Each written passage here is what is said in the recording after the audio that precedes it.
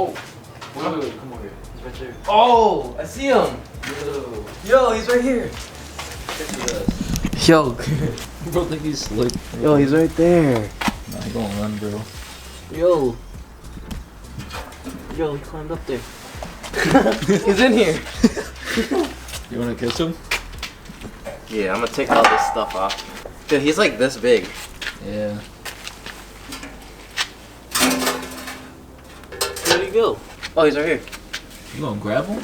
Yeah. Oh. Hell no. Keep him as a pet. Yo, should I keep him? Yeah. Just kidding. Go away. Oh, he jumped. Oh my god. Did he break his leg? Oh. Nah, he did. Okay. Back to the video.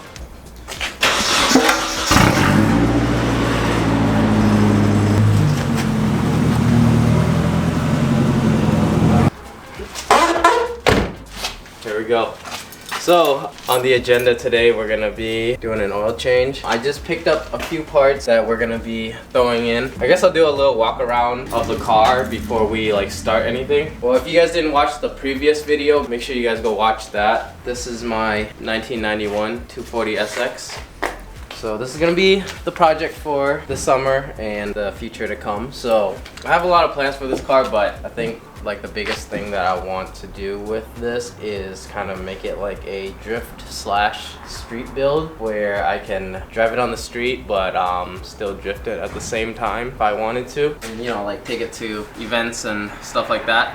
But the first thing I want to do is kind of just make it like more presentable and more comforting to drive, because right now it's kind of rough. First thing we have to do is an oil change, and then I also have to fix the coolant leak, which I will show you right now. My coolant reservoir is leaking, so I kind of put a little bit of tape under it until my new one comes in. I just ordered one, so I'm going to swap that out. This car has a KA24E, so this is the single cam. So the parts that I got for this car is like an intake, that reservoir that I mentioned. There's a lot of things that are missing, like power steering and AC, so I have to get that. So the motor on these, I don't know, the previous owner said that like it works here and there, so I'm gonna have to kind of figure out the issue with these pop-ups. I don't know if I mentioned this in the previous video, but this red chassis was a shell and I had nothing in it, and then the previous owner took this trunk, and like all the parts that are currently in this car right now are from the previous car. Everything's swapped over. The spare tire's missing, all the carpet and the plastic trims. He only had some trims, so like I guess he just put in what he had. The trunk carpet is missing, the spare tire is missing, all these plastic pieces are missing, the speakers are missing. I did pick up some speakers, so I will be installing those. I guess he just put everything in that made it a drivable car, so all the harness and electrical stuff. Some of the electricals are missing, but kind of just did what he needed to in order to get this thing on the road. That's where I'm gonna come in and replace all those parts that are missing. So this car doesn't come with any electronic windows or anything, so the mirrors are manual, the windows are manual, no power steering, 5-speed manual, no AC, there's no radio either. A lot of these things are things that I can find from previous users and Facebook groups. This hood lever is kind of dangling here. I do have the piece for that, so I will be throwing that in. That'll kind of cover up all these little danglies. Glove box is missing. I need that. I need to get that replaced. Manual sunroof. This goes up. Pretty cool, but it only opens up that much. The previous owner kind of did include some goodies in here, like the strut tower bar harnesses. Did include this seat, but this seat is no good, so I'm gonna be getting rid of this. This has to go. Has a Momo steering wheel. I don't know what kind of shift knob that is, but that has to go. He included 2 harnesses, so one for the driver and one for the passenger, which is nice. Some side skirts, probably from Enjuku Racing. He had this whole thing sticker bombed. I removed all of that. Roof spoiler coming off anyways. This fiberglass spoiler, I don't know where this is from, but this has to go. This taillight's gotta go. I'm gonna get a new bumper because this one's all cracked and everything. I think this whole car's straight pipe. It's super loud. I'll probably fix that eventually and get like a muffler on it. He got some wheels. I forgot what wheels he said that these were, but one of them is bent in the front. He has some Achilles tires. The front tires are good. He said that he kind of replaced them not too long ago. The rear tires are pretty shot though, so those need to be replaced. And then he said he replaced like brakes and all that, so I'm good there. I'll probably just repaint like these calipers and make them not as dull. Some sort of JDM racing lug nuts. I don't know where these are from, but I might have to swap those out. They're not really my style, so. But otherwise, I think it's not too bad. And then I'm gonna make this car all one color. Before we do any mods, let's get the maintenance done first, and then we'll go from there. So, picked up some 5W30 and a filter from O'Reilly's. I don't know how good MicroGuard is, but for those that are 240 owners, you let me know if it's any good. But filter is just a filter, right? Let's get started.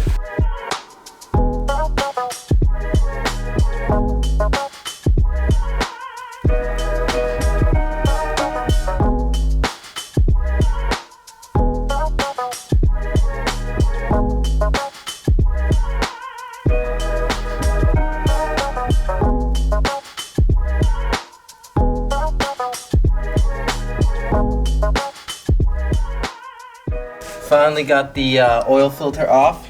It was deep in here. The oil filter was stuck to it, probably because it was old. I mean, look at that oil. It's literally black. I had to take the screwdriver and shove it through, and then I was able to twist it off. But the oil is literally black, so this is a much needed oil change. Let's finish it up.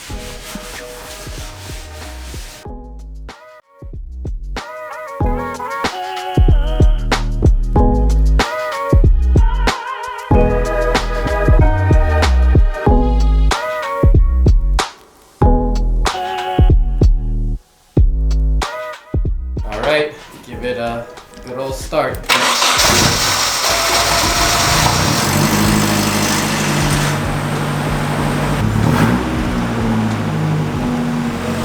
Sounds healthy, I think. I just wiped it down and it's super dark.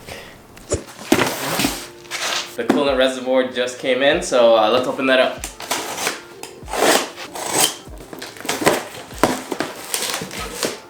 Alright, so we have an aluminum coolant reservoir from Weapon R. And then it came with a coolant hose. I might reuse the stock one, we'll see. Kind of looks like a garden hose, so I don't know.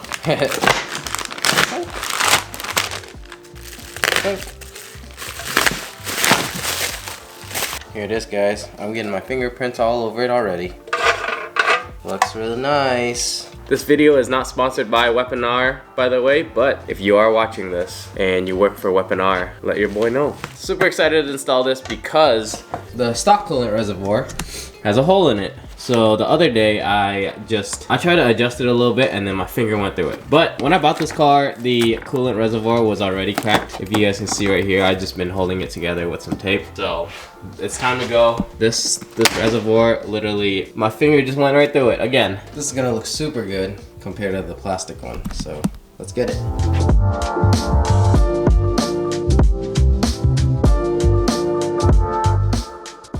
Old one out. New one going in.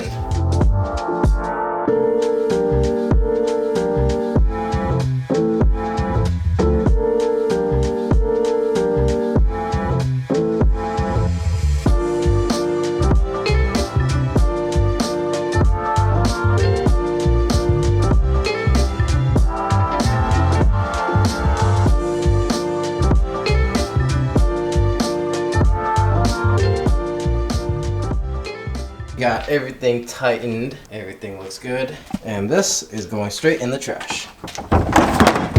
All we have to do is fill up this reservoir. The line is a little bit long, so I might go back and snip some of this.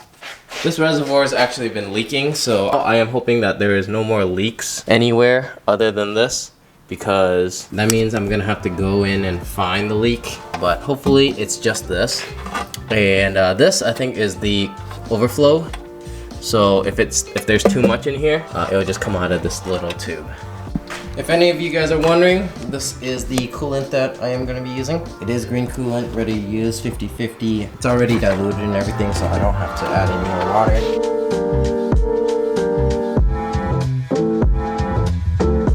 Now I believe we start the car after filling up the coolant and then letting it run for a couple minutes and then checking it again to see if any of the coolant levels go down. I hope I'm doing this right. I watched a YouTube video. That's what they told me to do, but I'm really hoping that I'm doing this correctly. And if I'm not, feel free to let me know in the comments because I'm not a mechanic. So let's start the car and let's see what happens.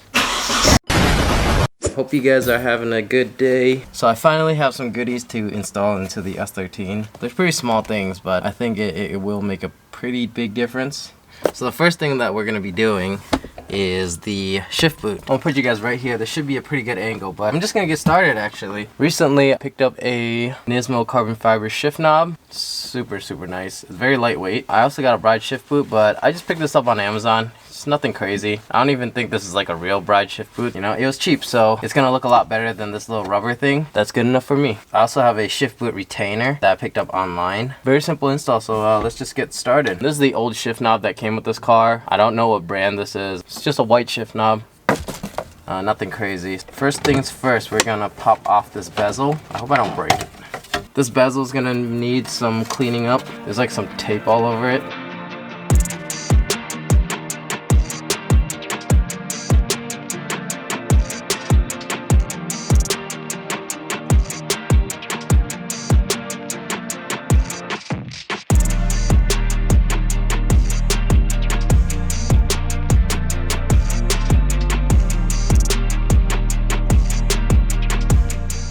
So we have all 4 sides bolted in, and now let's give it a test fit. Hopefully this looks good. Okay. I don't know, this part might be a little snug.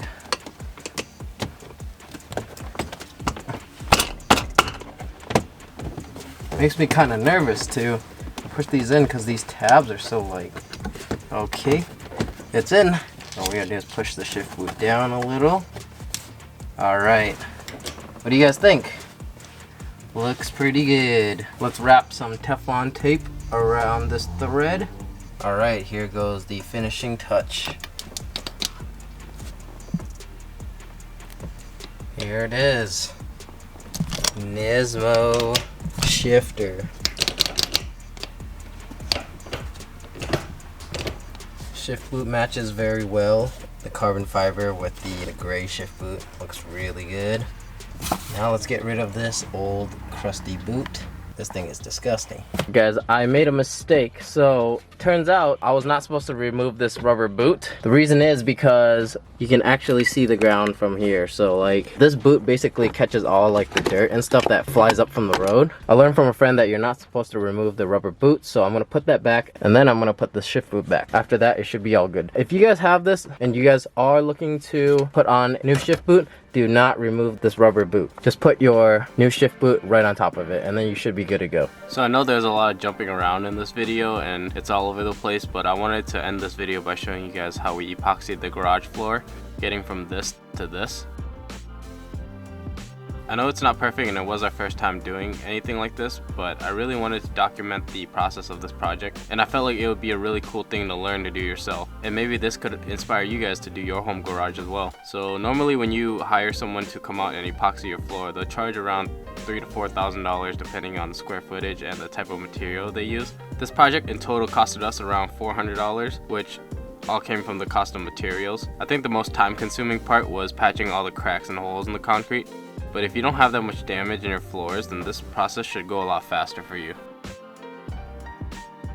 So we're gonna scrub it down with the degreaser and then do a couple runs and then spray it down with the power wash, and then we're gonna etch the floors. Etching is basically a process where you mix this dry chemical with some water and then you pour it on the ground and it starts to sizzle. Etching kind of gets into the deep pores of the concrete. That kind of helps with giving it a better surface to adhere to.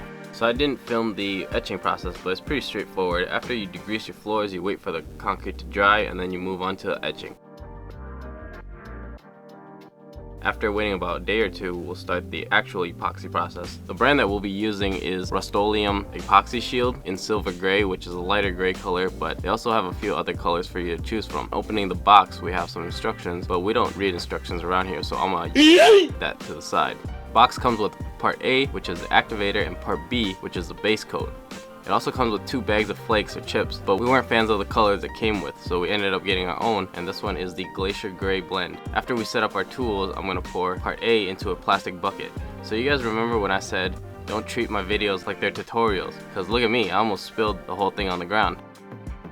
And second mistake that I made was not mixing the contents inside of the activator, so now I have to pour it back into the container, and I'm standing here looking dumb while my girlfriend mixes it for me. But now we pour it back into the big bucket after mixing, and I'll use the paint mixer to get a more even mix after we pour part B into the big bucket, which is the paint, and that gives it the light gray color. After mixing, we let it rest in the bucket for about 30 minutes so the activator could do its activating. So we grabbed 3 bags of chips. Depending on how heavy you want the flake to be, you can kind of judge accordingly to the space that you're working with. We ended up with about half a bag left over. I'd say we threw a pretty decent layer on. It all really depends on your preference. So first we paint the outline, and after that we can start the rolling. And now we paint in sections, and as we paint, we threw chips. Paint and throw chips. But I'll be honest, my first couple of chip throws weren't very consistent. There would be either too much or too little in one area, so I had to go back and make it even. But as I kept throwing, I started to get a feel how much I should be putting down. Even my dad wanted to get in on some rolling action. The hardest part was the doorstep, because when you throw, the chips would not stick. We busted out the leaf blower, but that didn't work. I tried throwing the chips, hoping it would catch on, but that didn't really work either, so I had to basically put it on piece by piece. But this is after, and now we wait a few days until it dries. So the patches that you see are from the uneven sanding of the concrete when we filled in the holes. I think if we would have had a floor sander, it would have turned out a lot better. But overall, it was a learning experience, and now we know how to do it right the next time we do this. But I'm really glad that we did this, because I definitely learned a lot throughout this process. And considering we only spent a fraction of the price that it would have been to pay somebody to do this, I can't really complain. So the last thing that we need to do is apply the clear coat, which is also from Rust-Oleum, but this kit is sold separately. Clear coating the epoxy ensures that everything is sealed, and it also has a nice little gloss finish, which really gives it that shine. Clear coat also helps with the longevity of the epoxy. So now that the epoxy is all dry, I'm using the leaf blower to get all the dust particles and excess chips that didn't end up sticking. And after that, we lay the clear coat. One thing I learned was to be mindful of how thick your layers are. Since it's clear, you can't really see how much you're using, and it is possible for you to run out before you make it to the end of your garage. So I would just be aware of how thick you make your layers. But this is gonna wrap up today's video. I hope you guys enjoyed it as always. I'm so sorry for being inactive these past couple of months, but if you still want to keep up with what I'm up to, follow me on Instagram. I'm pretty active on there. But thank you so much if you made it to the end of this video, and I will see you guys in the next one. Later.